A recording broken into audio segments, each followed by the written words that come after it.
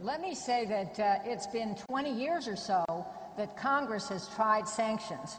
We haven't done as well as I would hope, but in the 90s, John Kyle and I coordinated an effort in the Senate and the House to block the Russians from helping Iran's missile industry. Would that we had succeeded. Congress has ramped up sanctions on a bipartisan basis. Now there are new bills introduced by Evan Bayh in the Senate and Howard Berman in the House to block the import of refined petroleum products. This is where Iran is particularly vulnerable, especially now that oil is low.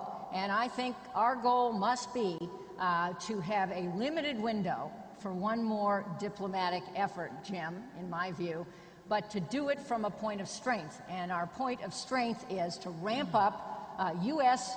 Economic sanctions and work with the world community, those who will cooperate, but especially try to get China, which uses Iran as a gas tank, to cooperate, because this is in China's interest to ramp up worldwide sanctions at the same time. If this window closes and we have tried everything else, I favor leaving the military option on the table as a last resort.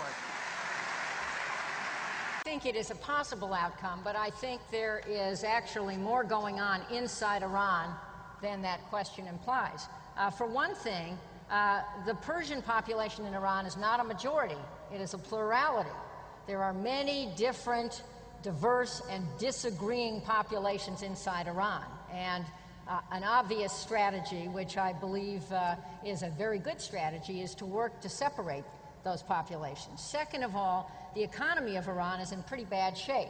That is why increased sanctions, and especially sanctions on refined petroleum products, goes for the jugular of the military and elected and religious leadership of Iran. So let's factor that in.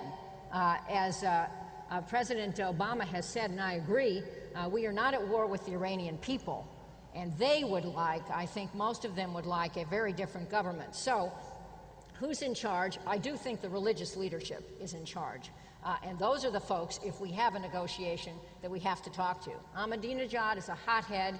Of course, his remarks to me, the daughter of a refugee from Nazi Germany, are personally and profoundly offensive.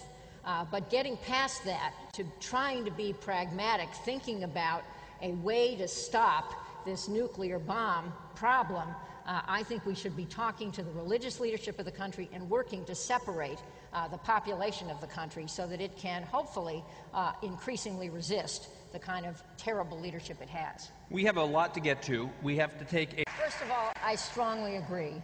Second of all, I think a key to that is in something Robert Satloff said before, which is now, for the first time, many Arab states fear what they call the Shia Crescent. And there is an alignment of interest against Iran. I thought it was meaningful a few weeks ago that Morocco broke off diplomatic relationships with Iran.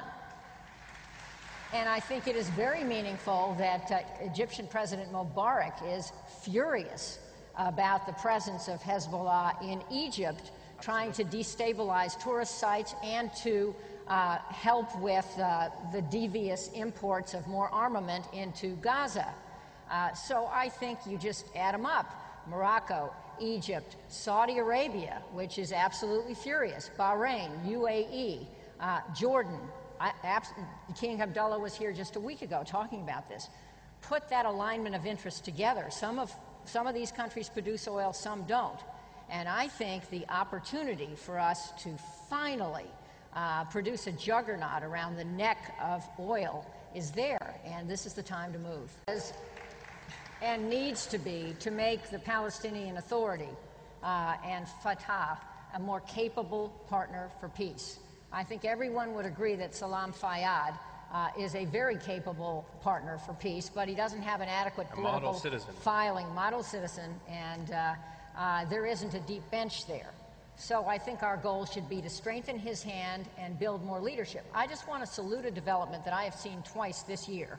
I've made 24 trips to the region as a member of Congress, and 2 of them were this calendar year. I was in the West Bank twice, in Jericho, seeing the progress made under U.S. General Keith Dayton's program, aided by the Jordanians, to strengthen the Palestinian Security Force. There now is a 1,000-man force countrywide and a presidential guard which kept peace on the West Bank during the Gaza incursion, and also, I was told, have gone into some of the refugee camps around Ramallah for the first time in 20 years. No one has gone into those camps to round up what they call criminals and terrorists.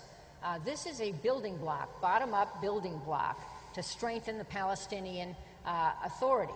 And Prime Minister Netanyahu agrees. He thinks that, I've talked to him twice this year, that there may be room now to let the Palestinians handle security not just in Jericho, which is peaceful, but in Jenin and Hebron. So I just want to say that there's more we can do, the U.S., there's more Israel can do, and there's more that the Arab neighborhood can do to create a capable partner for peace. I think Israel's survival as a Jewish state depends on, at some point, the formation of a Palestinian state living in peace side by side with the Jewish state of Israel.